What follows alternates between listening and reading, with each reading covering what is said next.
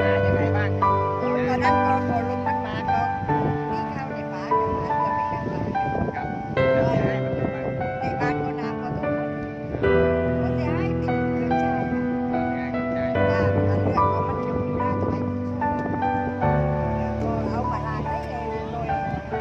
ดาวได้เต็มที่ ครับแล้วเสียหายแล้วคิดเป็นราคา ไม่ใช่ว่าเสียหายบ่อยว่ามันไม่ใช่เป็นราคาของ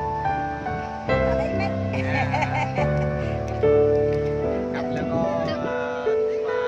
วันนี้รอดชีวิตมารู้สึกหวั่นปื้อบ้างน่ากลัวนะพายุอะค่ะ ดีใจกันแต่ว่าชุดน้ำหนักมาก ครับแล้วที่ว่าแจ้งข้องวันนี้ที่ได้รับข้องมันคือบางแรง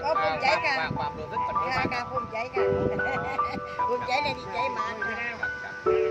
เพราะว่าหน่วยงานก็มาช่วยเหลือกันเยอะ ค่ะ อันนี้จะหน่วยงานสมาคมที่โก้ไฟแนนซ์ประเทศไทยนะครับ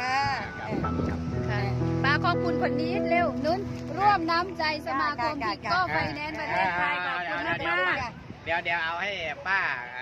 แสดงความขอบคุณหน่อยว่า ขอบคุณนิดนึงค่ะป้าแสดงความขอบคุณนิดค่ะ ขอบคุณที่เข้ามามาช่วยเหลือนะคะ ครับ เพราะว่าสิ่งแรกก็เดือดร้อนกันเยอะเลยเพราะว่าน้ำท่วมทั้งหมู่บ้านเลย ป้าทราบไหมว่านี่ป้าคุยด้วยนี่เป็นท่านสมเกียรติค่ะ นี่เป็นท่านสมเกียรตินะคะ เป็นนายกสมาคมเลยอะค่ะที่มาช่วยเหลือตรงนี้เนาะ